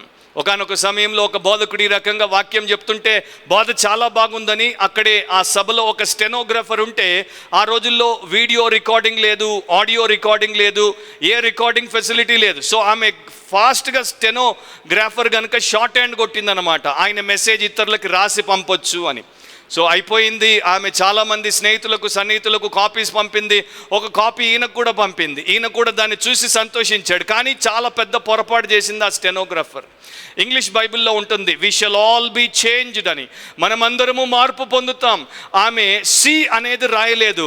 సో ఆ చివరి లైన్ ఎట్లా వచ్చిందంటే we shall all be hanged అని వచ్చింది. మనమందరము ఉరి తీయబడతాం. అఫ్కోర్స్ నిజంగా ఈ యొక్క ర్యాప్చర్ ప్రకారం ఆలోచించేటువంటి వారికి మనమందరము మార్పు చెందుతాం. మిగతా రకంగా ఆలోచించేటువంటి వారికి బహుశా మనమందరము ఉరి తీయబడతాం అనేది వర్తిస్తుందేమో. ఇక 3వ ప్రైమరీ ప్యాసేజ్ని మీరు తీసుకుంటే ప్రభువే స్వయంగా చెప్పాడు. యోహాను సువార్త 14వ అధ్యాయం 1-3 వచనాలు. జాన్ 14:1-3. మీ హృదయమును కలవరపడనీయకుడి, దేవుని యందు విశ్వాసం ఉంచుచున్నారు, నా యందును విశ్వాసం ఉంచుడి. నా తండ్రి ఇంట అనేక నివాసములు కలవు, లేని ఎడల మీతో చెప్పుదును. మీకు స్థలము సిద్ధపరచ వెళ్ళుచున్నాను. నేను వెళ్ళి మీకు స్థలము సిద్ధపరిచిన ఎడల నేనుండు స్థలములో మీరును ఉండులాగున మరలా వచ్చి నా యొద్ద నుండుటకు మిమ్మును తీసుకొని పోవుదును. సో తండ్రి ఇల్లు పరలోకము. అండ్ అక్కడికి యేసు ప్రభు మనకన్నా ముందు వెళ్ళాడు, స్థలము సిద్ధపరుస్తున్నాడు. అండ్ ఆయన తిరిగి వస్తాడు, నేనుండు స్థలములో మీరును ఉండులాగున మరలా వచ్చి నా యొద్ద నుండుటకు మిమ్మును తీసుకొని పోతాను అని అంటున్నాడు. సో ఇది చాలా గంభీరమైనటువంటి ఈవెంట్. అక్కడ ఉన్నటువంటి వివరాలు నేను ఇప్పుడు మరి మీకు వివరించలేను, కానీ 3 విషయాలు అక్కడ ఉన్నాయి. పీస్ ఆఫ్ ద గాస్పల్, మీ హృదయములను కలవరపడనీయకుడి అంటున్నాడు. సువార్త ద్వారా మానవునికి దేవుడు అర్గించేటువంటి విశ్వాసము అండ్ దాని ద్వారా వచ్చే సమాధానము. రెండవది ప్లేస్ ఆఫ్ గాడ్, నా తండ్రి ఇల్లు, అది పరలోకము, దాంట్లో అనేక నివాసములు ఉన్నాయి, అక్కడికి తీసుకెళ్తానంటున్నాడు. మూడవది ప్లెడ్జ్ ఆఫ్ గ్లోరీ, నేనుండే స్థలంలో మీరు కూడా ఉంటారు అని అంటున్నాడు. అంటే నేనుండే మహిమ గల స్థలంలో మీరు కూడా ఉంటారు. హాలండ్ దేశంలో ఒక అబ్బాయి ఉండేవాడు. జపాన్ అంటే ఆ పేరు ఎట్లా పలుకుతారో మనకు తెలియదు, కానీ జపాన్ బర్గ్ అనేటువంటి పేరు కలిగినటువంటి హ్యాండిక్యాప్డ్ బాయ్, 9 సంవత్సరాల వయసు, సెరెబ్రల్ పాల్సీతో ఈ యొక్క చేతులు కాళ్ళు పనిచేయవు, కేవలం ముఖం మాత్రం పనిచేస్తుంది. నాన్న చచ్చిపోయాడు, నాన్న భూస్థాపన చేస్తున్నారు. హడావిడిగా వీడిని ఇంటికి తీసుకుని వస్తే వీడు ఈ యొక్క పెన్ను నోట్లో పెట్టుకొని రాస్తాడనమాట. సో పెన్ను నోట్లో పెట్టుకొని కాగితం మీద హడావిడిగా రాస్తున్నాడు. రాసేసి అమ్మను పిలిచి ఆ కాగితం తీసుకోమన్నాడు. ఏంటి అంటే నాన్న సమాధి మీద పెట్టమన్నాడు. అమ్మకు అర్థం కాలేదు, కానీ చెప్పాడు సమాధి మీద పెట్టాలి అని. అమ్మ అడిగింది ఎందుకు అంటే, బైబిల్ చెప్తోంది కదా, కాగా క్రీస్తునందు మృతులైన వారు మొదట లేస్తారు అని. సో మా నాన్న యేసు వచ్చినప్పుడు మొదట లేస్తాడు, మనం ఇంకా బతికే ఉంటాం కదా, ఆయన మాత్రమే లేస్తే మనం పోకపోతే ఎట్లా? కనుక ఆ సమాధి మీద మన ఇంటి అడ్రస్ రాసేస్తే మొదట యేసు వచ్చినప్పుడు డాడీ లేస్తాడు, తర్వాత యేసు మన ఇంటికి వచ్చి మనల్ని కూడా తీసుకుపోతాడు. 9 year old సెరెబ్రల్ పాల్సీ ఉన్నటువంటి పిల్లవాడికి అంత ఆలోచన ఉంది. ఈ రోజున 70 ఏళ్ళు నీ నెత్తిన ఒక్క వెంట్రుక నల్లగా లేకుండా తెల్లగైపోయింది, కానీ నీకు ఇంకా బుద్ధి రాలేదు. సో నా ప్రియ సహోదరి సహోదరులారా, అఫ్కోర్స్ 70 ఏళ్ళు అన్నాను అని మీరు అనుకోకండి. మీరు 50 ఏళ్ళోళ్ళైనా 30 ఏళ్ళోళ్ళైనా ఇంకా 20 ఏళ్ళోళ్ళైనా పర్వాలేదు. మీకు అందరికీ 12 ఏళ్ళు దాటితే మీరందరూ ఆ కేటగిరీలో ఉండొచ్చు. Second, the timing of the rapture. రెండవది ఏంటంటే ఈ యొక్క సంఘము మేఘముల మీద ప్రభు సన్నిధికి కొనిపోబడేటువంటి సమయము, ఎత్తబడేటువంటి సమయము, ఇది చాలా చాలా క్రూషియల్ అన్నమాట. అంటే ఇది చాలా కీలకమైనటువంటిది. ఇదే క్రీస్తునందు విశ్వాసులుగా ఉన్నటువంటి వారికి చాలా ప్రధానమైనటువంటిది. అండ్ ఇప్పుడు వివాదం అంతా కూడా ఈ టైమింగ్ ఆఫ్ ద ర్యాప్చర్ చుట్టే ఉంది. ర్యాప్చర్ ఉందా అంటే చాలామంది ఉంది అంటారు, కానీ ఎప్పుడు అన్నదే పెద్ద సమస్య, ఎప్పుడు అన్నదే పెద్ద ప్రశ్న. సో చాలామంది ఏమంటారు తర్వాత అని అంటారు, కానీ మనం ఆల్రెడీ చూసాము మొదటి 3 అధ్యాయాల్లో, మరి ప్రకటన గ్రంథం 1, 2, 3 అధ్యాయాల్లో మనం చూస్తే ప్రకటన గ్రంథం అంతట్లో క్రైస్తవ సంఘము, చర్చ్ లేక ఎక్లీసియా అనేటువంటి పదం 20 సార్లు పేర్కొనబడితే ఆ మొదటి 3 అధ్యాయాల్లో 19 సార్లు కనబడుతుంది. 19 times ఫస్ట్ 3 chaptersలో కనబడుతుంది. 4th chapter నుండి 19th chapter వరకు మరలా చర్చి యొక్క పేరు ప్రస్తావన 2 కనపడవు. 19th chapterలో 7th verseలో యేసు ప్రభు యొక్క బ్రైడ్గా, ఆయన యొక్క వధువుగా తెల్లని వస్త్రములతో తాను గొర్రెపిల్ల వివాహ మహోత్సవం కొరకు సిద్ధపరచుకున్నటువంటి వ్యక్తిగా క్రైస్తవ సంఘం కనపడుతుంది రెవల్యూషన్ 19:7లో. కానీ చివరిసారి 20th time రెవల్యూషన్ 22:16లో అక్కడ మరలా ఎక్లీసియా అంటే సంఘము కనబడుతోంది. ఇప్పుడు మీరు చూడండి, మొదటి 3 అధ్యాయాల్లో 19 సార్లు కనబడినటువంటి సంఘము 22:16 వరకు మరలా కనపడదు. సో దాని అర్థం ఏంటి? భూమి మీద సంఘము లేనట్టే కదా. మరి భూమి మీద సంఘము లేకుండా ఎక్కడికి పోయింది? పరలోకంలో ప్రభు సన్నిధానానికి పోయింది. పోతే ఎప్పుడు పోయింది? 3-4 అధ్యాయాల మధ్యలోనే కదా. ఆల్రెడీ నేను చెప్పాను, బైబిల్ స్కాలర్స్లో 2 తలంపులు ఉన్నాయి. 3-4 అధ్యాయాల మధ్యలో పోయింది అని అంటున్నారు. లేదు, 4వ అధ్యాయం 1లో పైకి ఎక్కిరమ్మని యోహాన్ను పిలిచినప్పుడు యోహాను సంఘానికి సాదృశ్యము టైప్ అయి ఉన్నాడు కనుక అప్పుడే సంఘము ఎత్తబడింది అని. ఎగ్జాక్ట్గా ఎప్పుడు అనేది మనకు తెలియదు, కానీ రెవల్యూషన్ 3, రెవల్యూషన్ 4:1 ఆ టైంలో church is caught up in to the mid air and it has been taken to God's presence in heaven. దేవుడి సన్నిధానంలోనికి అది తీసుకుపోబడింది. ఎందుకు? ఆ తర్వాతికి 6వ అధ్యాయంలో నుండి 7 సంవత్సరాల మహాశ్రమల కాలం వస్తుంది. మనం ఇప్పుడు దాకా చెప్పుకుంటూ వచ్చాం, అది మనకు కాదు, క్రైస్తవ సంఘానికి కాదు. సో మహాశ్రమల కాలం భూనివాసులందరి మీదకి వచ్చినప్పుడు సంఘము అక్కడ ఉండకూడదు అన్నది దేవుని యొక్క ఉద్దేశం. కనుకనే ఆయన దాన్ని తీసుకొని వెళ్ళిపోయాడు. సో ఇది ఇక్కడ మనం గ్రహించాల్సినటువంటి ప్రధానమైన విషయం. ఏసీ గైబలిన్ అనేటువంటి ఒక స్కాలర్ ఈ రకంగా అంటాడు, 3వ అధ్యాయం తర్వాత సీన్ సడన్గా మారిపోతుంది. ఇక తర్వాత భూమి మీద మనకు క్రైస్తవ సంఘం కనిపించదు, అది పరలోకానికి కొనిపోబడింది. నిజమైనటువంటి సంఘం, the true church is gone, the apostate church while still on earth to pass in to the judgements of the great tribulation. కానీ విశ్వాస భ్రష్టు కొట్టినటువంటి సంఘము భూమి మీదే ఉంది. లవదికీయ సంఘము విశ్వాస భ్రష్టత్వంలోనికి వెళ్ళిపోయి యేసును విసర్జించి, వాక్యాన్ని విసర్జించి, రక్షణను లేని సంఘముగా ఉన్నటువంటి వారందరూ కూడా భూమి మీద ఉంటారు. నిజమైన సంఘం మాత్రం వెళ్ళిపోయింది. అండ్ దానికి ఇంకా వేరే వేరే సూచనలు కూడా ఉన్నాయి. మనం 4వ అధ్యాయం ప్రభు చిత్తమైతే వచ్చే వారము మరి 4వ అధ్యాయం ముందుకెళ్ళినప్పుడు అక్కడ ఇంకొక విషయాన్ని కూడా నేను మీకు చూపిస్తాను. ఇక్కడ 3:21లో ఒక మాట యేసుప్రభు చెప్పాడు, నేను జయించి నా తండ్రితో కూడా ఆయన సింహాసనమందు కూర్చుండి ఉన్న ప్రకారం జయించు వానిని నాతో కూడా నా సింహాసనమందు కూర్చుండనిచ్చెదను. సో ఇక ప్రభు అయిన యేసు పరలోకంలో ఉన్నాడు. ఆయన గొర్రెపిల్లలాగా పరలోకంలో కనబడతాడు. శిలువ కార్యం సమాప్తమైపోయింది. ఆయన సింహాసనాసీనుడుగా ఉన్నాడు. ఇక అక్కడి నుండి ఆయన తీర్పులు ప్రకటించి తీర్పులను లోకంలోనికి పంపించేటువంటి వానిగా ఉన్నాడు. కనుక క్రైస్తవ సంఘం భూమి మీద కాదు, పరలోకంలో ఆయన సన్నిధిలో ఆయన సహవాసంలో ఉండాలి. అదే ఈ యొక్క వాక్యాల ప్రకారం మనం గ్రహించాల్సిన విషయం. అండ్ ఇంకొక విషయాన్ని కూడా నేను మీ దృష్టికి తీసుకుని వస్తాను. ప్రకటన 6:16లో మీరు చదివితే, అంటే తెలుగు బైబిల్లో 15 నుండి 17 వరకు కలిసి ఉంటాయి. అక్కడ ఒక మాట మీ దృష్టికి తీసుకుని వస్తాను. గొర్రె పిల్ల యొక్క ఉగ్రత మహాదినం వచ్చెను, the wrath of the lamb. So భూమి అంతటి మీదకి గొర్రె పిల్ల యొక్క మహా ఉగ్రత దినం వచ్చినప్పుడు గొర్రె పిల్ల యొక్క వధువు ఆ దినంలో అక్కడ ఎందుకు ఉంటుంది? అలాగే ప్రకటన గ్రంథం 16:1లో కూడా మీరు చూస్తే, మరియు మీరు పోయి దేవుని కోపముతో నిండిన ఆ 7 పాత్రలను భూమి మీద కుమ్మరించుడని ఆలయములో నుండి గొప్ప స్వరము ఆ 7 దేవదూతలతో చెప్పగా వింటిని. ఇక్కడ మరలా ద రాత్ ఆఫ్ గాడ్ అని ఉంది. దేవుని కోపము, గొర్రెపిల్ల మహా ఉగ్రత భూమి మీద కుమ్మరించబడుతున్నప్పుడు క్రైస్తవ సంఘం అక్కడ ఉంటుందా? ఉండదు. సో లాస్ట్ టైం ఒక లెసన్లో నేను చెప్పాను, 2 గ్రూప్స్ ఉన్నాయి. జ్యూయిష్ రెమ్నెంట్ అంటే యూదుల్లో శేషముగా ఉన్నటువంటి వారు శ్రమల కాలం గుండా తీసుకుపోబడతారు. దానికి ఓల్డ్ టెస్టమెంట్ ఎగ్జాంపుల్స్, నోవా జలప్రలయం వచ్చినప్పుడు ఓడలో ఆయన పెట్టబడి రక్షించబడ్డాడు, అంటే జలప్రలయంలో ఆయన ఉన్నాడు. ఆ తరువాత మనకు ఈ యొక్క 3 హెబ్రీలు, షద్రక్, మెషక్, అబేద్నెగోలు అగ్నిగుండంలో వారు వేయబడ్డారు, అంటే దాంట్లో ఉన్నారు కానీ వారు పరిరక్షించబడ్డారు. సో అది జ్యూయిష్ రెమ్నెంట్. కానీ క్రిస్టియన్ చర్చ్ దేనితో పోల్చబడింది? లోతు. సొదొమ గొమొర్రల మీద అగ్ని గంధకములను ఆయన కుమ్మరించక మునుపు లోతును బయటికి తీసుకుని వచ్చేసాడు. అండ్ జలప్రలయం భూమి మీదకి రాక మునుపు హానోకును ఆయన పైకి తీసుకెళ్ళిపోయాడు. సో సంఘము హానోకు, లోతులతో పోల్చబడింది. కనుక మనం అక్కడ ఉండం. చార్ల్స్ సి రైరీ అనేటువంటి ఒక బైబిల్ స్కాలర్, థియోలోజియన్ ప్రకటన గ్రంథం 3:10 మీద ఈ రకంగా చక్కని ఉపమానం చెప్పాడు. 3:10 ఏంటో మనం ఆల్రెడీ ఫిలదెల్ఫియా సంఘాన్ని గురించి ధ్యానించినప్పుడు చూసాము. కాకపోతే అక్కడ ఉన్న మాట నేను జ్ఞాపకం చేస్తాను.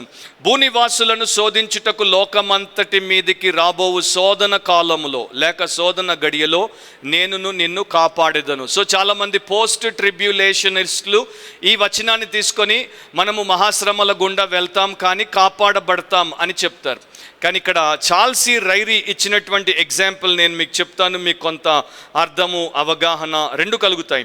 ఆయన అంటాడు, ఆయన ఒక థియోలాజియన్, బైబిల్ కాలేజ్లో నేర్పిస్తాడు కనుక ఆయనకి విద్యార్థులు వస్తుంటే వారికి నిరంతరం పరీక్షలు పెడుతూ ఉంటాడు. సో ఒకవేళ నేను నా విద్యార్థులతో అన్నాను అనుకోండి, మీరందరూ ఏ గ్రేడర్స్, అంటే మీరందరూ కూడా బాగా పరీక్షల్లో మంచి మార్కులు సంపాదించేవారు, ఎగ్జామ్ పెడతాను, నేను మీకు ఎగ్జామ్లో మరి మినహాయింపునిస్తాను, మిమ్మల్ని ఎగ్జామ్లో నేను కాపాడుతాను. అయితే అందరు విద్యార్థులు ఎగ్జామ్కి వచ్చినట్టు ఆ రోజు ఆ సమయంలో మీరు కూడా ఎగ్జామ్కి వస్తారు. వారికేమో క్వశ్చన్ పేపర్ ఇస్తాము, వారు ఆన్సర్లు రాయాలి. నేనేమో మీకు క్వశ్చన్ పేపర్తో పాటు ఆన్సర్ పేపర్ కూడా ఇస్తాను, మీరు కూర్చొని చూసి ఆన్సర్లు రాస్తారు. మీరు ఎగ్జామ్లో పాలు పొందుకున్నారు కానీ మీకు ఆన్సర్లు నేను ఇచ్చాను కనుక మీకు కష్టం లేకుండా ఎగ్జామ్ నుండి బయటపడ్డారు. ఇది ఒక టైపు. ఇది పోస్ట్ ట్రిబ్యులేషనిజం అంటారు. దాని తర్వాత 2వ ఎగ్జాంపుల్ చెప్పాడు, నేను పలానా రోజు పలానా సమయంలో ఎగ్జామ్స్ పెడతాను కానీ మిమ్మల్ని ఎగ్జామ్ గడియలో కాపాడుతాను అని అంటే మిగతా విద్యార్థులందరినీ పిలుస్తాను, ఏ గ్రేడ్ వారికి ఆ రోజు ఎగ్జామ్స్ రావడానికి అవసరం లేదని అంటాను. అంటే మీరు ఆ ఎగ్జామ్లో ఉండరు, ఆ ఎగ్జామ్కి మీరు రారు, మీరు exempted from the hour of that exam. ఆ ఎగ్జామ్లో నుండే మీరు మినహాయింపు పొందారు. దీన్ని ప్రీ ట్రిబ్యులేషనిజం అంటారు అని చెప్పి చార్ల్స్ సి రైరీ దానికి చక్కని అర్థమయ్యేలాగున ఎగ్జాంపుల్ చెప్పాడు.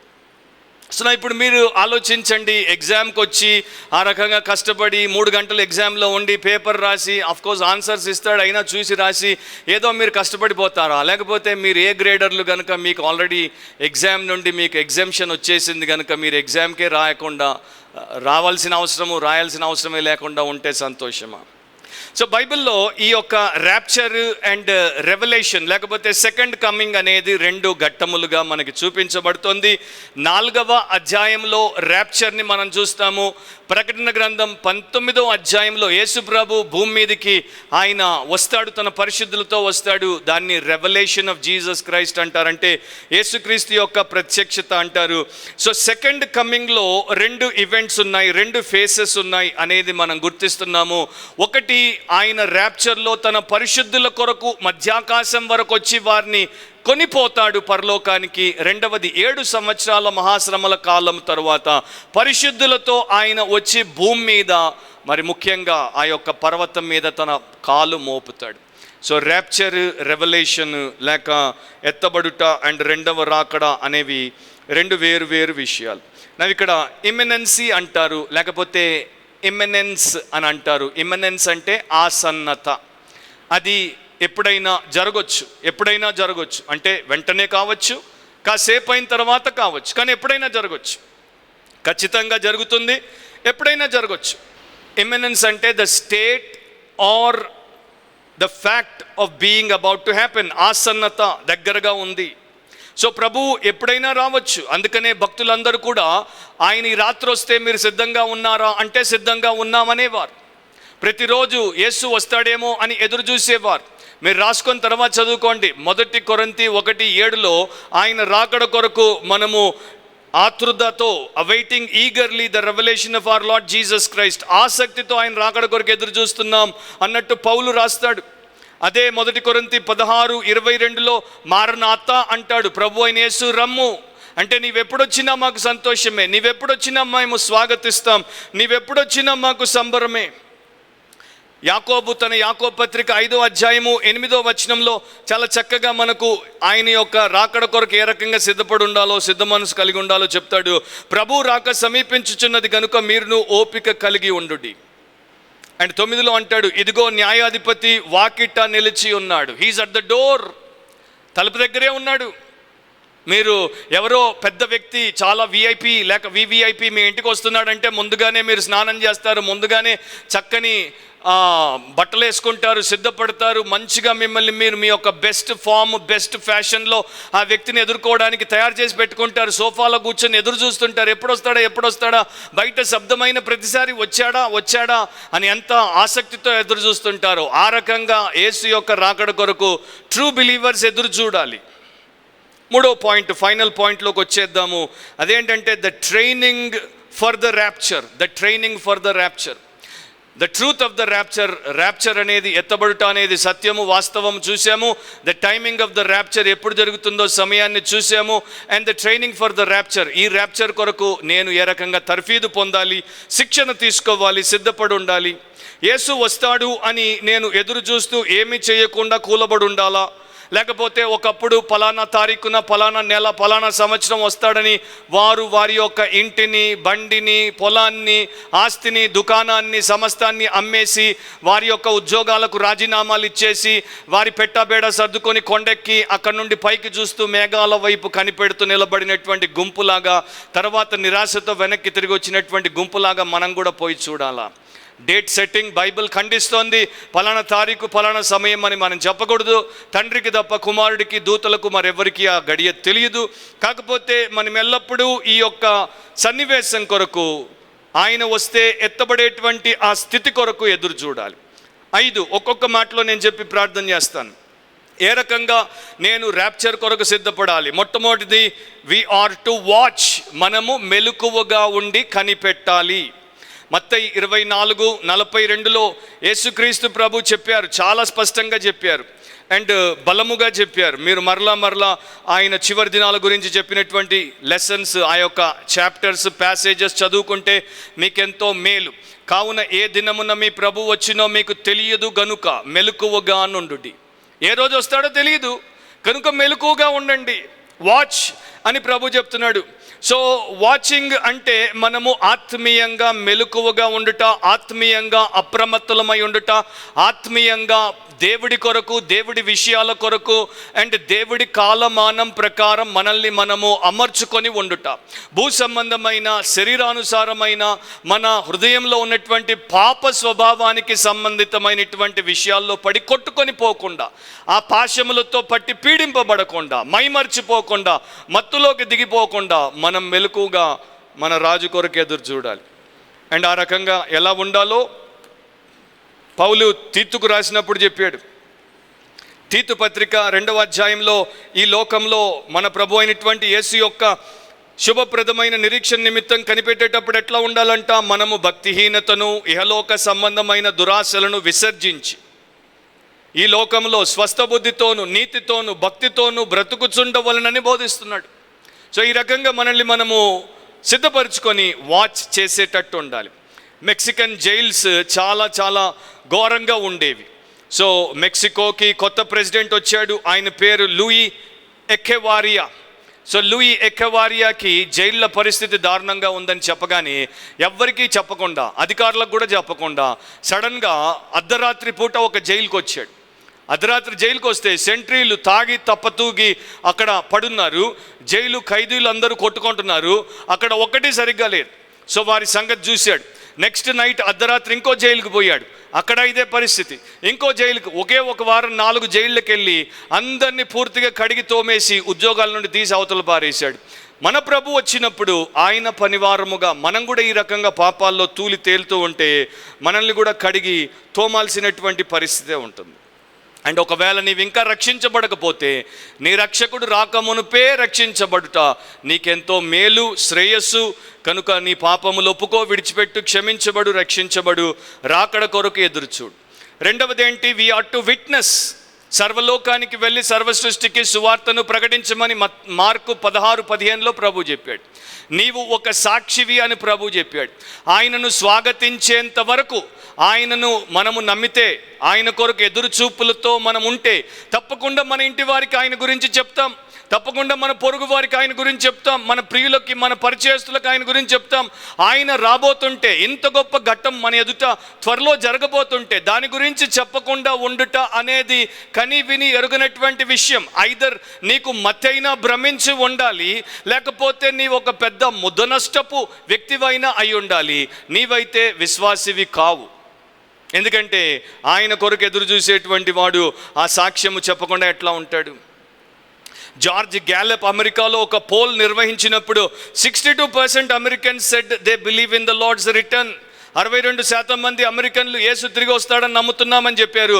కానీ దాంట్లో 12% మంది కూడా ఆయన కొరకు సాక్ష్యం చెప్తున్నట్టు లేరు. ఎంత దుర్మార్గం! 1800s తర్వాత, అంటే ఈ యొక్క ర్యాప్చర్ థియరీని ఫర్ ఎగ్జాంపుల్ జాన్ నెల్సన్ డార్బియే లేకపోతే సిఐ స్కాఫీల్డే దాన్ని బాగా బహుళ ప్రాచుర్యంలోనికి తెచ్చారు అని అనుకుందాం.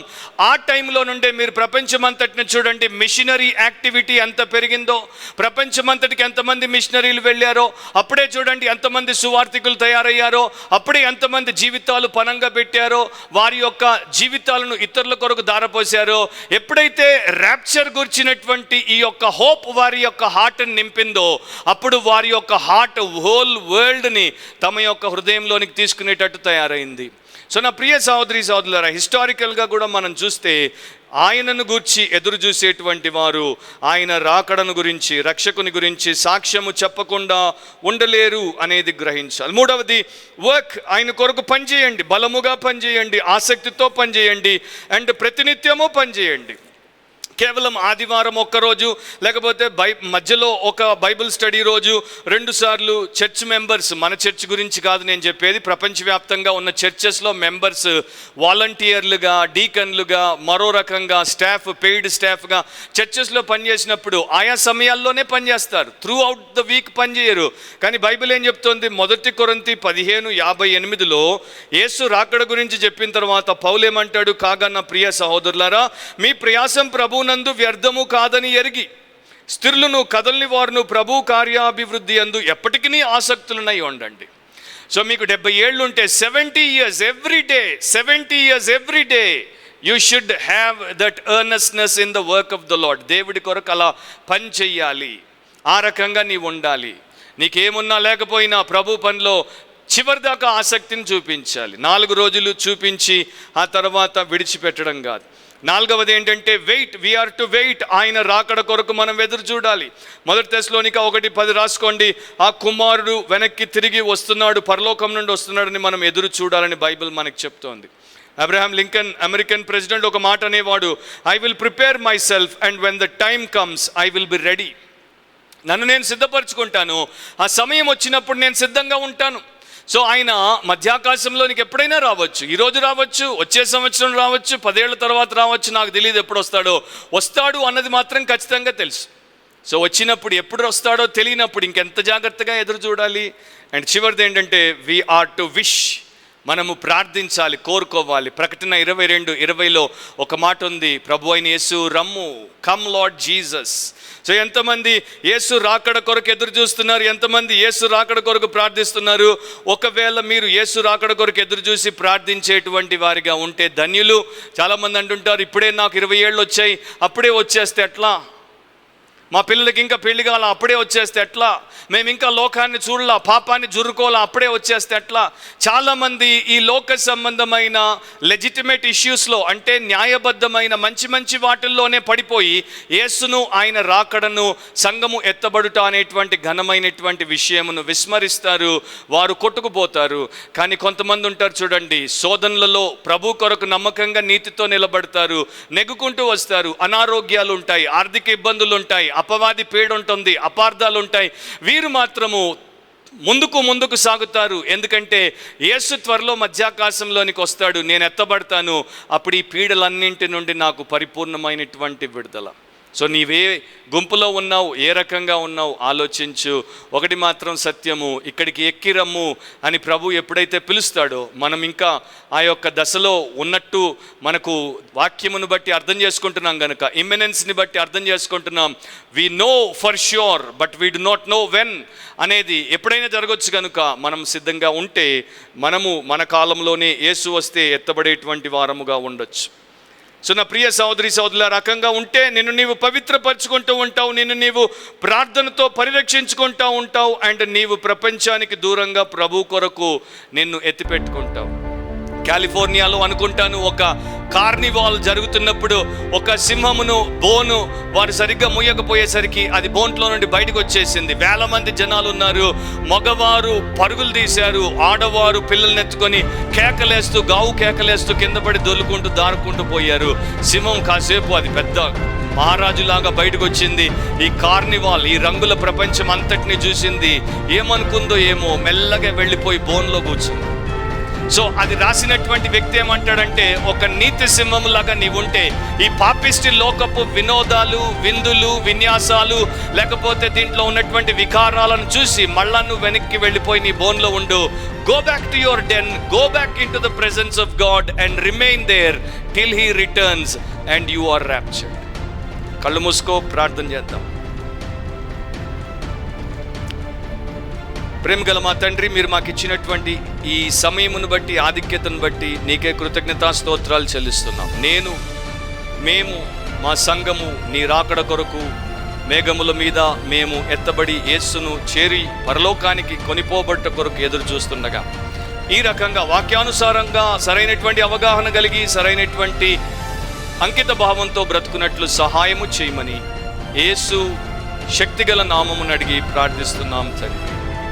Amen, amen.